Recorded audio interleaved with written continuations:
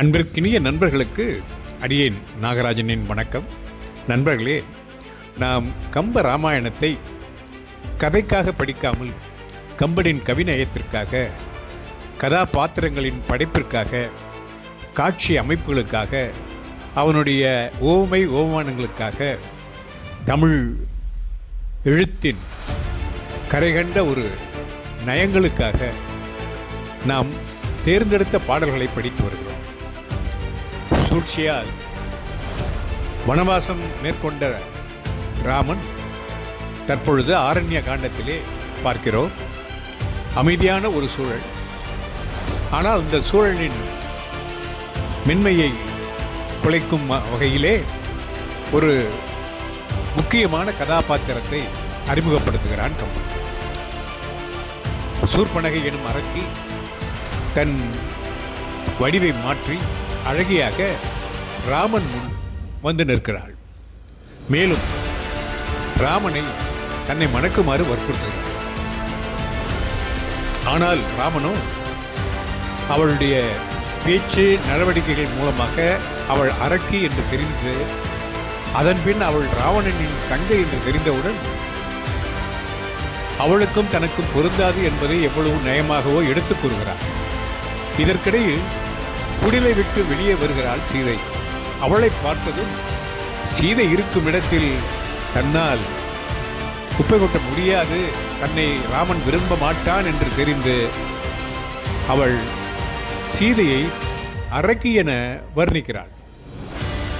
அப்பொழுதுதான் ராமன் சுதாரித்துக் கொண்டு பாடுகின்ற பாடல் இது. வளை ஏற்றலோடு வரும் விளையாற்று என்றாலும் விளைவன தீமையே ஆம் என்பதை உணர்ந்து வீரன் உழவன இயற்றல் ஒல்லை உன் நிலை உணருமாகில் இளையவன் முனியும் நங்கை ஏகுதி விரைவில் என்றான். வளை ஏற்றவர்களோடு வரும் விளையாட்டு என்றாலும் வளைந்த கோரப்பல்களை உடைய ராட்சதருடன் விளையாட்டு என்றால் கூட தீமையே விளைவன ஆம் என்பதை உணர்ந்து, அதாவது சூர்பனகையுடன் கேலியும் கிண்டலுமாக பேசிக் கொண்டிருந்தானே, அதைத்தான் சொல்லுகிறான் கம்பன். தீமையே விளைவன ஆம் என்பதை உணர்ந்து அந்த விளையாட்டின் இறுதி பயனாக தீமைதான் விளையும் என்று ராமன் உணர்கிறான். உழைவன இயற்றல் துன்பம் தரும் செயல்களை செய்யாதே, ஒல்லை நின் நிலை உணருமாகில் விரைவில் உனது நிலையை அறிவானானால் இளையவன் முனியும். அதாவது அந்த அரக்கி தன்னுடைய போக்கினை மாற்றிக்கொள்ளாவிட்டால் இளையவன் முனியும், என் தம்பி இலக்குவன் வந்து கோபிப்பான், நங்கை விரைவில் ஏகுதி என்றாள். பெண்ணே, விரைவாக இங்கிருந்து அகன்று விடு என்று சொல்கிறான் ராமன்.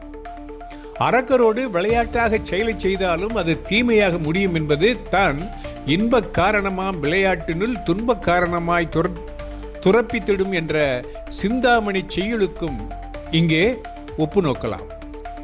இதை நச்சினார்க்கினியர் உரையிலே கடும் நட்பு பகை காட்டும் என்று குறிப்பிடுகிறார். முன்னர் மந்தரையின் கூன்முதிகள் விளையாட்டுக்காக உண்டை செலுத்தி அதனால் அவளிடம் தீரா பகையை ஏற்படுத்தி அரசனை விட்டு காட்டுக்கு வந்ததையும் இங்கே நினைக்க வேண்டும். ராமன் வீரன், எனவே இங்கே இந்த இடத்திலே பிறன்மனை நோக்கா பேராண்மையை சுற்றுகிறது என்பதால் இலக்குவன் வந்தால் அவன் உன்னை கோபிப்பான் என்று நாசுக்காக சொல்லுகிறான் ராம். மேலும் சீதை இங்கிருந்தால் ராமன் தன்னை ஏறெடுத்து பார்க்க மாட்டான் என்று எண்ணித்தானே சூர்பனகை சீதையின் பின்னால் சென்று அவளை கவர நினைக்கிறார். தனி இருந்தனள் சமைந்தது ஏன், சமைந்தது என் சிந்தனை தாழ்வுற்று, இனி இருந்தது எனக்கு எண்ணுவது என எண்ணா, துளி இருந்த வல்மனத்தினள் தோகையை தொடர்ந்தால் கனி இரும் பொழில் காத்து அயல் இருந்தவன் கண்டான். தனி இருந்தனள், நான் வந்த பொழுதிலே இவளை பார்க்கவில்லை, இவள் தனியாக இருந்திருக்கிறாள். என் சிந்தனை சமைந்தது, என் எண்ணம் பலித்தது, தாழ்வுற்று இனி இருந்தது எனக்கு எண்ணுவது என எண்ணா. காலம் தாமதித்து இனிமேல் இங்கு இருந்து எனக்கு வேறு செயல் பற்றி நினைக்க வேண்டியது இல்லை என நினைத்து துணியிருந்த வள்மனதினால் தோகையை தொடர்ந்தாள். வெறுப்புடைய கொடிய வஞ்ச நெஞ்சம் கொண்ட சூர்பனகை மயில் போன்ற சீதையை பிடித்தற்கு பின்தொடர்ந்தாள். கனியிரும் பொழில்காத்து அயல் இருந்தவன் கண்டான். பழங்கள் நிறைந்த அந்த பெரிய சோலையிலே சீதையின் பாதுகாப்புக்காக நின்றிருந்த லக்குவன் அதை பார்த்து விட்டான். எனக்கு எண்ணுவது இல் என்று இந்த இடத்திலே சூர்பனகை சொல்வது தன் மீது கொண்ட மிகுந்த நம்பிக்கை லக்குவன் இருந்ததை அவள் பாராத பிழையாள் எல்லா செயலும் நிறைவேறாது குலைந்து போனது என்று சொல்லுகிறான் கம்பன். சீதையின் பின் செல்லும் அவளை பார்த்ததும் லக்குவன் கொண்ட சீற்றம் மிக மிக அளவிட முடியாத வகையில் இருந்தது. அந்த பாடல் நில்லடி என கடுகினன் பெண் என நினைத்தான், வில் எடாது அவள் வயங்கு எரி ஆம் என விரிந்த சில்வல் ஓதியை செங்கையில் திருக்குற பற்றி ஒல்ல ஈர்த்து உதைத்து ஒளி கிளர் சுற்றுவாள் உருவி. என்ன செய்கிறான் பாருங்கள் லக்குவன். அடி நில் என்று அதட்டுகிறான். கடுகினன் விரைந்தான், பெண் என நினைத்தான். இவள் ஒரு பெண்தானே என்று நினைத்து வில்லெடாது தன்னுடைய வில்லை எடுக்காமல் அவள் வயங்கு எரியாம் என விரிந்த சில்வல் ஓதியை சூர்பனகையின் விளங்குகின்ற தீ போன்று பறந்த செந்நிறம் கொண்ட மெல்லிய வலிய கூந்தலை செங்கையில் திருக்குற பற்றி தனது சிவந்த கைகளால் சுருட்டி பிடித்து ஒல்லை ஈர்த்து உதைத்து விரைவில் பற்றி இழுத்து அவளை தன் காலால் உதைத்து தள்ளி ஒளிகிளர் சுற்றுவாள் உருவி ஒளி விளங்கும் தன் உடைவாளை உரையிலிருந்து உருவி எடுத்தான். சூர்பனகை சீதையை பின்தொடரும் நோக்கத்தை அறிந்த லக்குவனின் சினம் பொங்கத்தான் அவனால் கட்டுப்படுத்த முடியாமல் நில்லடி என்ற வார்த்தையை போட்டான். அவளது நோக்கத்தையும் செயலையும் தடுக்க அவளது மூக்கை வாளால் துணித்தான் லக்குவன். அந்த வழி பொறுக்க முடியாமல் சூர்பனகை ஓலமிடுவதை ஒலிக்கும் கம்பன் பாடல் இதோ. உயரும் விண்ணிடை மண்ணிடை வீழும் கிடந்து உழைக்கும் அயரும் கைகுலைத்து அலமரும் ஆறுயிர் சோறும் பேரும் பெண் பிறந்தேன் பட்ட பிழை என பிதற்றும் துயரும் அஞ்சி முன் தொடர்ந்திலா தொல்குடி பிறந்தாள். துயரும் அஞ்சி முன் தொடர்ந்திலா தொல்குடி பிறந்தாள் என்று கம்மன் சொல்வது எதுவென்றால், துன்பம் என்பதை பயந்து இதற்கு முன் எப்போதும் இருக்காத அணுகாத பழைய அரக்கர் குடியில் பிறந்த சூர்பனகை. என்னவென்றால், அவர்கள் மற்றவர்களைத்தான் துயர்படுத்துவார்களே தவிர அவர்கள் இதுவரை எந்த துயரத்துக்கும் ஆளானதில்லை என்று சொல்ல வருகிறார். விண்ணிடை உயரும், அந்த வழி தாங்க முடியாமல், துன்பம் தாங்க முடியாமல் வானில் எகிரி குதிக்கிறாளா. மண்ணிடை வீழும், தரை மீது விழுந்து அழுகிறாள். கிடந்து உழைக்கும், தரையில் விழுந்தபடியே கிடந்து மிக மிக அயற்சியுற்று அழுகிறாள். கை குலைந்து அலமரும், கைகளை பிசைந்து மனம் கழல்வாள். ஆறுயிர் சோறும், அரிய உயிர் சோர்ந்து மூர்ச்சை அடைகிறாள். பெயரும் பின் மூர்ச்சை தெளிவிந்து எழுந்து செல்வாள். என் பிறந்தேன் பட்ட பிழை என பிதற்றும், பெண் பிறவியாய் பிறந்து நான் பட்ட துன்பம் இது என பிதற்றுகிறார். பிரம்மனை முதல்வனாக கொண்ட பழைய குடி சூர்பனகை பிறந்த குடியா, எனவேதான் தொல்குடி எனப்பட்டது. இதுவரை துன்பம் அக்குடியை தொடர அஞ்சியது என்று கூறும்போது சூர்பனகின் இந்த செயலால் இனிமேல் துன்பம் அந்த குடியை தொடரப் போகிறது என்பதை சூசகமாக சொல்கிறான் கம்பன். உழைக்கும் என பாடம் கொண்டு ஊழை இடுவாள் என்றும் பொருள் கூறலாம். மேலும் இதற்கு வருந்துதல் எனவும் பொருள் உரைக்கலாம். உருப்பிழந்த பெண் எவ்வாறு துன்பப்படுவாள் என்பதை மிக விளக்கமாக பல்வேறு வினை அடுக்குகளால் இப்பாடல் காட்டுகிறது. பெண் பிறவி என்பதே துன்பத்திற்குரியது என அரக்கியற்குல பெண் கூட எண்ணுவது கருதற்கு உரியது. தன் துயர் மிகுந்த நிலையிலும் அரக்கர் குலத்திற்கு நேர்ந்த இழுக்கு என கதறி தன் அண்ணன் ராவணன் பெருமை கூறி புலம்புகிறாள் சூர்பனகை. அந்த பாடல் உருப்பொடியா மன்மதனை ஒத்துளரே ஆயினும் உன் செருப்படியின் பொடி ஒவ்வா மானிடரை சீருதியோ நெருப்படியில் பொடி சிதற நிறைந்த மத திசையானை மறுப்பொடிய பொறுப்பிடிய தோல் நிமிர்ந்த வழியோனே. அதாவது அடியில் நெருப்பு பொடி சிதற, கால்களை பதிய வைத்து நடக்கும்போது அக்கால்களால் எழுப்பப்படும் துகள் நெருப்பு பொறி சிந்துவதைப் போல அமையவும், நிறைந்த மத திசையானை மறுப்புடைய மிகுந்த மதநீர் பொழியும் திக்கு யானைகளின் கொம்புகள் ஒடியவும், பொறுப்பு இடிய மலைகள் இடிந்திடவும், தோல் நிமிர்ந்த வலியோனே, 20 தோள்களையும் நிமிர்த்து போர் புரிந்த வலிமை கொண்ட ராவணனே, உருப்பொடியா மன்மதனை ஒத்துளரே ஆயினும் சிவன் கோபத்தால் உருவம் நீராக்கப்பட்ட எரிந்து போன மன்மதனை போன்று உள்ளவர்களே இந்த மானிடர்கள். ஆனாலும் உன் செருப்படியின் பொடி ஒவ்வா மானிடரை சீருதியோ, உன்னுடைய செருப்பிற்கு கீழே உள்ள துகளுக்கு கூட ஒப்பாகாத மானிடர்களை நீ கோபிப்பாயா, கோபிக்க மாட்டா என்று சொல்லி அந்த பாடலை முடிக்கிறான் கம்பன். அதாவது ராமலக்குவரை செருப்பு அடியின் பொடி ஒவ்வா மானிடர்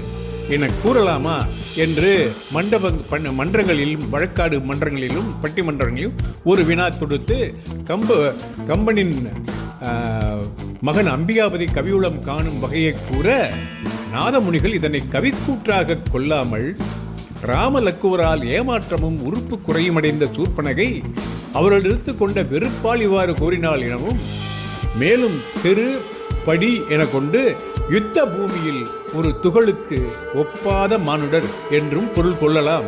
இதுவே அதற்கும் இடம் உள்ளது. இது கம்பரின் கவித்திறன் அன்றி அபச்சாரம் அன்று இழுக்கன்று என கூறி அருளினார். மேலும் சூர்பனகின் புலம்பல் தொடர்கிறது. அந்த பாடல், உரன் நெறிந்து விழ என்னை உதைத்து உருட்டி முக்கறிந்த நரன் இருந்த தோள் பார்க்க நான் கிடந்து புலம்புவதோ, கரண் இருந்த வனமன்றோ இவை படவும் கடைவேனோ, அரண் இருந்த மலை எடுத்த அண்ணாவோ அண்ணாவோ என்றார். அதாவது அரண் இருந்த மலை எடுத்த அண்ணாவோ அண்ணாவோ என்றால், சிவன் வீட்டிருந்த கைலாய மலையை பேர்த்தெடுத்த அண்ணனே, உரன் நெறிந்து விழ மார்பு சிதைந்து கீழே விழும்படி என்னை உதைத்து உருட்டி முக்கு அறிந்த நரன் இருந்து தோள் பார்க்க, என்னை காலால் உதைத்து உருண்டு விழச் செய்து என் மூக்கை அறிந்த மனிதன் தன் தோளை பார்த்து பெருமிதம் கொள்ள நான் கிடந்து புலம்புவதோ, நான் ஆதரவு இன்றி தனியே இருந்து அழுவது தகுதியோ, கரண் இருந்த வனமன்றோ, இது கரண் ஆட்சி செலுத்தியிருக்கும் காடு அல்லவா, இவை படமும் கடவேனோ, இக்காட்டிலே நான் இக்கேடு அடைய தகுமோ என்று கதறுகிறார். கரண் இருந்த வனம் என்பது சூர்பனகைக்கு உறுதுணையாக ராவணனால் கரணை அமர்த்தி அமைக்கப்பட்ட வனமாகும். அண்ணாவோ அண்ணாவோ என இரட்டிப்பு வந்தது போல் பின்னரும் ராவணனே ராவணவோ என்றும் மருகாவோ மருகாவோ எனவும் பாடலில் வருகிறது. நசையாலே மூக்கிழந்து நாணம் இலா நான் பட்ட வசையாலே நினது புகழ் மாசுண்டது ஆகாதோ, திசையானை விசைகலங்கச் சிறு செய்து மறுப்பொசித்த இசையாலே நிறைந்த புயத்து ராவணவோ ராவணவோ என்று சொல்கிறார். திசையானை விச கலங்கச் செரு செய்து மறுப்பொசித்த என்றால், திக்குகளில் உள்ள யானைகள் கலக்கமுற்று ஓய போர் செய்து அவற்றின் கொம்புகளை ஒடித்த இசையாலே நிறைந்த புயத்து ராவணவோ ராவணவோ என்றால், புகழாலே நிறைவுற்ற தோள்களை உடைய ராவணனே நசையாலே மூக்கிழந்து நாணமிலா நான் பட்ட வசையாலே, ஆசை காரணமாக என் மூக்கை பறிகொடுத்து நான் வெட்கமில்லாமல் அடைந்த பழியினால் நினது புகழ் மாசுண்டது ஆகாது, உன்னுடைய கீர்த்தியும் களங்கம் அடைந்ததா ஆகாதா, ஆகிவிடும் அல்லவா என்று சொல்லிவிட்டு 8 திக்குகளில் காவலுக்காக நிறுத்தப்பட்ட யானைகளோடு போரிட்டு அவன் கொம்புகளை ஒடித்து தன் புகழை நிறுவிய ராவணன் தங்கை மூக்கையும் காதையும் மானிடர் பறிக்க அதனால் நிகழ்ச்சி உண்டாவதா என அவள் கேட்பதால் அவள் மானுடரை ராவணன் அடக்க வேண்டும் என்ற சூர்பனகின் ஆசை வெளிப்படுகிறது. இதற்கு அடுத்து அவள் போட்ட கூச்சல் கேட்டு அங்கு வந்து ராமன் வருகிறான். அவளிடம் முறையிடுகிறாள். வந்தானை முகம் நோக்கி வயிறழைத்து மழை கண்ணீர் செந்தாரை குருதியோடு செழுநிலத்தை சேராக்கி, அந்தோ உன் திருமேனிக்கு அன்பிழைத்த வன்பிழையால் எந்தாய் யான் பட்டபடி இதுகான் என்று எதிர் விழுந்தாள்.